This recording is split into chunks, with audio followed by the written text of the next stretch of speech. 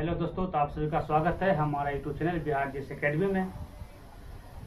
तो कल हम लोग पढ़ रहे थे 18वीं शताब्दी का भारत। इसमें पढ़े थे औरंगजेब की मृत्यु के बाद, यानी 1707 ईस्वी में औरंगजेब की मृत्यु होती है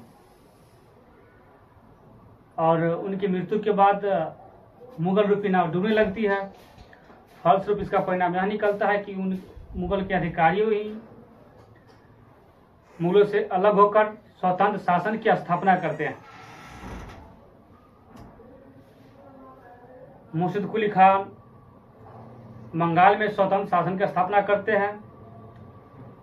तो हैदराबाद में निजामुल मुल्क ने स्वतंत्र शासन की स्थापना किया। वहीं उत्तर प्रदेश के अवध में शहादत खान ने स्वतंत्र शासन की स्थापना किया। फिर मुर्शिद कुली खां की मृत्यु के बाद उनका उत्तराधिकारी उनका दामाद शुजाउद्दीन बनते हैं। फिर शासन प्रशासन करते हुए शुजाउद्दीन हो जाती है, यानी शुजाउद्दीन का मृत्यु 1739 ईस्वी को होता है और फिर उसका अगला उत्तराधिकारी बनता है शुजाउद्दीन का बेटा सरफराज खान।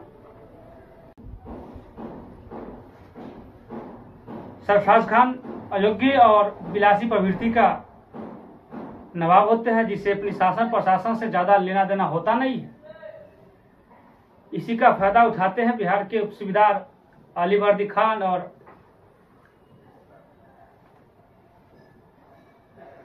सरफराज खान और अलीवर्दी खां के बीच गिरिया का युद्ध होता है सन 1740 ईस्वी में, जिसमें अलीवर्दी खां की जीत होती है।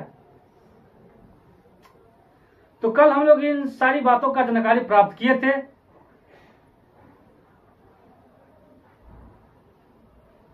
बंगाल को कल हम पढ़ रहे थे, जिसमें शुजाउद्दीन सरफराज खान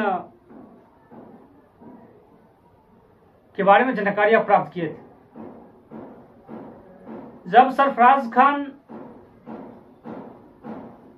और अलीवर्दी खान के बीच गिरिया का युद्ध होता है 1740 ईस्वी में, जिसमें अलीवर्दी खां की जीत होती है, तो फिर बंगाल का अगला नवाब बनता है अलीवर्दी खां।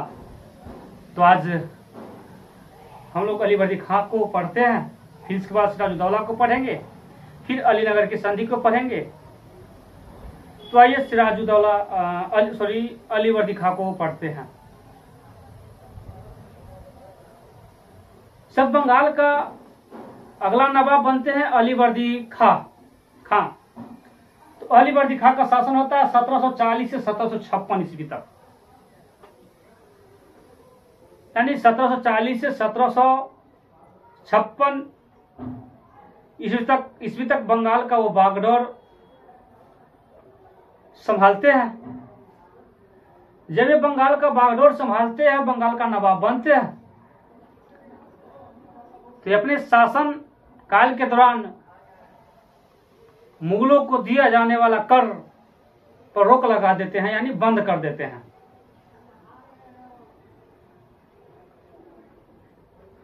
जब आपसे सवाल पूछा जाएगा कि किस बंगाल के नवाब ने मुगलों को कर देना बंद किया, तो उसका आंसर होगा अलीवर्दी खान। जब अलीवर्दी खान मुगलों को कर देना बंद करते हैं और वही कर के जो बचे पैसे होते हैं, जो मुगलों को नहीं दिया जाता है, वही पैसा से बंगाल का समृद्ध विकास करते हैं और बंगाल काफी तेजी से आगे बढ़ता है, जिसके कारण अलीवर्दी खान के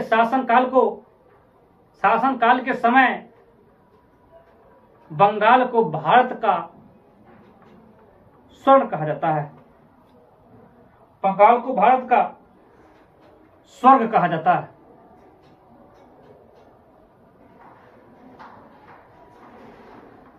अलीवर्दी खान ने ही अंग्रेजों की तुलना मधुमक्खियों से किया था।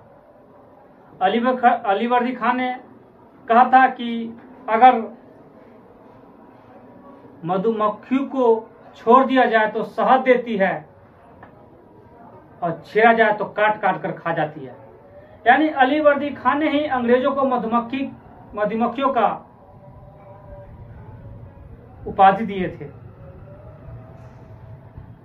अलीवर्दी खान के शासनकाल के समय ही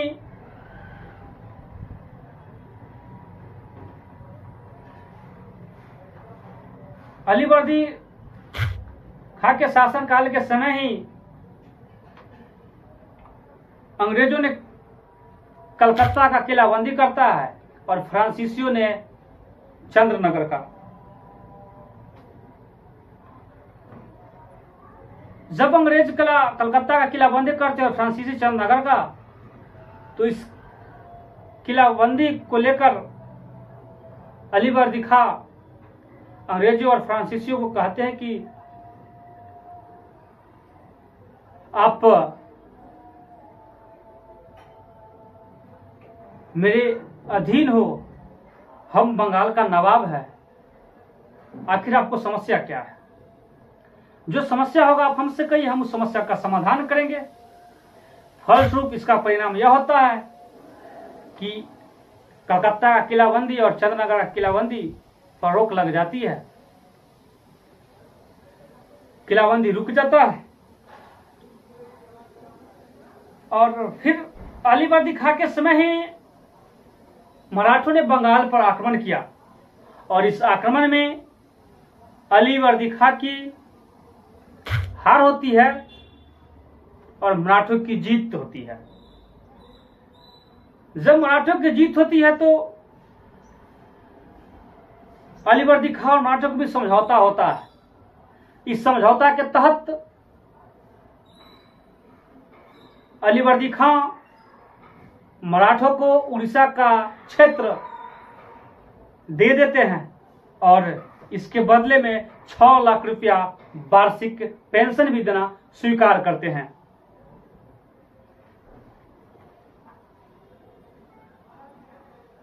फिर इसके बाद अलीवर्दी खां की शासन प्रशासन करने के दौरान 1756 ईस्वी में उनकी मृत्यु हो जाती है। और जब अलीवर्दी खां की मृत्यु होता है, जब वह मृत्यु के शैया पर लेटे होते हैं, तो वो अपना उत्तराधिकारी, वो अपना नाती सिराजुद्दौला को बनाते हैं। यानी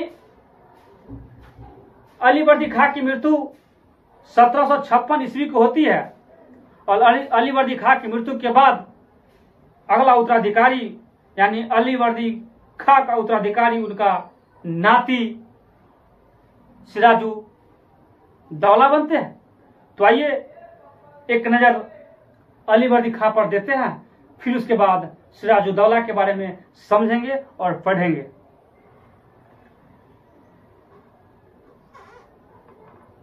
अलीवर्दी खां बंगाल का एक ऐसा नवाब होते हैं जो मुगलों को कर देना बंद करते हैं। फिर अलीवर्दी खां के समय ही बंगाल को भारत का स्वर्ग कहा जाता है और इन्होंने ही अंग्रेजों को कलकत्ता का किलाबंदी और फ्रांसीसियों को चंद्रनगर का किलाबंदी करने से रोक लगाते हैं। फलस्वरूप इसका परिणाम यह होता है कि कलकत्ता का किलाबंदी और चंद्रनगर का किलाबंदी पर रोक लग जाती है।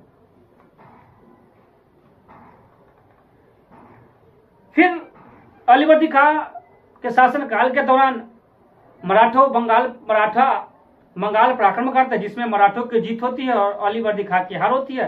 फलस्वरूप मराठा और अलीवर्दी खां के बीच समझौता है, जिसके तहत उड़ीसा का क्षेत्र मराठों को दे दिया जाता है और इसके बदले